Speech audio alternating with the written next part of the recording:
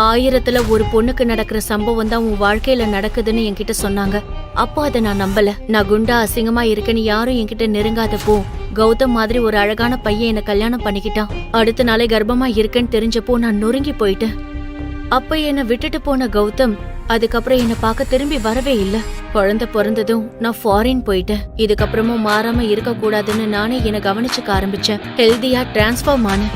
ஆனா என்னோட இன்னொரு குழந்தை எங்கங்கிற கேள்வி மட்டும் என்னை விடாம துரத்துச்சு. அதே நேரத்துல எங்க அப்பாவும் அவசரமா கிளம்பி என்னை இந்தியாவுக்கு வர சொன்னாரு. நிறைய கேள்விகளுக்கு பதில் தேடிதான் நான் மறுபடியும் இங்க வந்திருக்கேன். Excuse me ma'am. Ma'am, car வந்துருச்சு. Come, let's go. Sit it up, sit it up, sit it right now. Yeah, we got that vibe and we lay it down. Just dance to the new sound. Let's get wild, jump around. இந்தியால இருந்து தோத்து போய் வெளியே போனா எல்லாத்தையும் சரி பண்ணி ஜெயிச்சுட்டு போகணும்னு முடிவு பண்ண. ஆனா விதி விளையாட ஆரம்பிச்சது. நானும் என் பொண்ணு ஏர்போர்ட்ல இருந்து எங்க கார்ல ஏறதுக்கு முன்னாடி யார பார்க்க கூடாதுன்னு நினைச்சனோ அவன் எங்களை ஃபாலோ பண்ணி வந்து நின்னான். ஹே பியூட்டிஃபுல், உங்க ஸ்வீட் நேம் தெரிஞ்சுக்கலாமா? கல்கி. என் பழைய பேரை கேட்டதும் மிரண்டு போயிட்டான். இல்ல, நீங்க கல்கியை தானே பிக் பண்ண வந்தீங்க? இல்ல, அது வந்து அப்படிலாம் யாரையும் எனக்கு தெரியாது. அது ஏதாவது கேவலமான பொண்ணா இருக்கும். நான் எப்போதும் உங்களை மாதிரி பியூட்டிஃபுல்லான பொண்ணுங்களுக்கு தான் ஹெல்ப் பண்ணுவேன். ஹே, கேன் ஐ டிராப் யூ? இவனுக்கெல்லாம் என்ன மரியாதைன்னு ஒரு செகண்ட் கூட யோசிக்காம கிளம்பி போயிட்டே இருந்தேன்.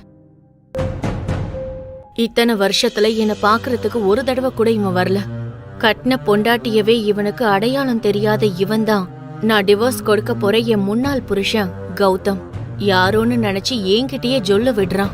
ஃபாரின் போய் மயூரின்னு பேரை மாத்திக்கிட்ட எனக்கு அதே பேர் தான் இந்தியாவுக்கு செட் ஆகும்னு தோணுச்சு. ஒரு காஸ்ட்லியான ரெசார்ட்ல என்னோட ரூமை புக் பண்ணிக்கிட்டேன்.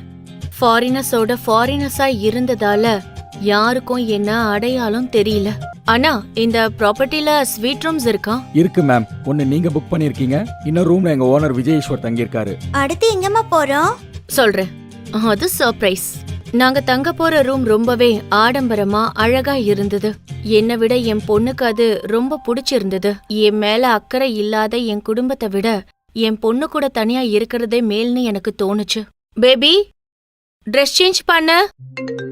அப்பதான் எங்க அப்பா கிட்ட இருந்து கால் வந்தது.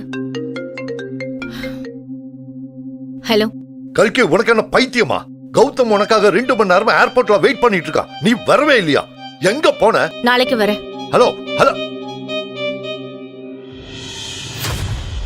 நான் என் வாழ்க்கையில பட்ட எல்லா கஷ்டத்துக்கும் காரணம் எங்க அப்பா ராஜசேகர் தான். நான் கொஞ்சம் குண்டா இருந்ததால என்னை யாருக்கோ கல்யாணம் பண்ணி வச்சு அவங்களோட சொத்தெல்லாம் அபகரிக்க திட்டம் போட்டாரு. கல்யாணம் ஆன அடுத்த நாளே நான் கர்ப்பமா இருந்ததால 6 வருஷத்துக்கு அப்புறம் என்னை திரும்ப கூப்பிட்டுருக்காருன்னா கண்டிப்பா வேற ஏதோ திட்டம் போட்டிருக்காருன்னு தான் அர்த்தம். இந்த ரம்யா எதுக்கு இப்ப போன் பண்றா? மேம், சாரி, உங்களை ரிசீவ் பண்றதுக்கு என்னால வர முடியல. நீங்க பத்திரமா ரீச் ஆயிட்டீங்களான்னு தெரிஞ்சா கொஞ்சம் ரிலாக்ஸா இருக்கும். இந்த ஓவர் ஆக்டிங்லாம் வேணா, நீ விஷயம் என்னன்னு சொல்லு. அப்ப சரி. ஒரு முக்கியமான விஷயம் சொல்லதான் கால் பண்ணேன். Great business tycoon Vijay Eswar mail பண்ணிருந்தாரு. அவங்க பாட்டியோட நியூரோ சர்ஜரிய கிரேட் நியூரோ சர்ஜனான மிஸ் மயூரி ஆகிய நீங்க தான் பண்ணணுமா? நீங்களும் அங்கதான் இருக்கீங்க, அவரும் அங்கதான் இருக்காரு. அதனால அப்பாயின்மெண்ட் பிக்ஸ் பண்ணிரலாமா? வேணாம், தயவு செஞ்சு வேண்டாம். இந்த பணக்காரங்கெல்லாம் இப்படி சொல்லிதான் நாடகம் ஆடிட்டு இருக்காங்க. ஆனா அவங்க இன்டென்ஷன் வேற மாதிரி இருக்கு. வயசானவங்களோட சொத்துக்கு ஆசைப்பட்டு ஏதாவது செய்வாங்க. நாம இதுல இன்வால்வ் ஆக வேண்டாம். Okay, as you wish. ஆனா ஒரு விஷயம், அந்த சித்தார்த் பார்க்க செம்மையா இருக்கான். ஹேண்ட்ஸம் கை. ரொம்ப சின்ன வயசுலயே மல்டி மில்லியனியராவும் இருக்காரு. அவன மாதிரி ஒருத்தனை மீட் பண்ண சான்ஸ் கிடைக்கும் போது ஏன் அதை மிஸ் பண்ற? போட்டோ அனுப்பவா? பாக்குறியா? உனக்கு அவ்வளவு ஆசையா இருந்தா ஒண்ணு பண்ணு. நீதான் டாக்டர் மயூரின்னு இன்ட்ரோடியூஸ் பண்ணிக்கிட்டு அவனை மீட் பண்ணு. நான் எப்படி இருப்பேன்னு இங்க யாருக்குமே தெரியாது. நான் இங்க கல்கியா வரல, டாக்டர் மயூரியா தான் நான் இங்க வந்திருக்கேன். சரி சரி, ஒரு தடவை போட்டோ அனுப்புறேன், பாரு. ஓகே. இந்த விஷயத்தெல்லாம் தலையில போட்டுக்காம நான் கிளம்பிட்டேன். சந்தியா தான் நினைச்ச விஷயத்த சாதிச்சிட்டாளா? இந்த எல்லா கேள்விகளுக்கும் விடை தெரியணும்னா இந்த பரபரப்பான பல லட்சம் பேர் கேட்டு ரசிச்ச ஆடியோ சினிமாவை பாக்கெட் FM டவுன்லோட் பண்ணி இலவசமா கேளுங்க. இது மெர்க்குரி பூக்கள்.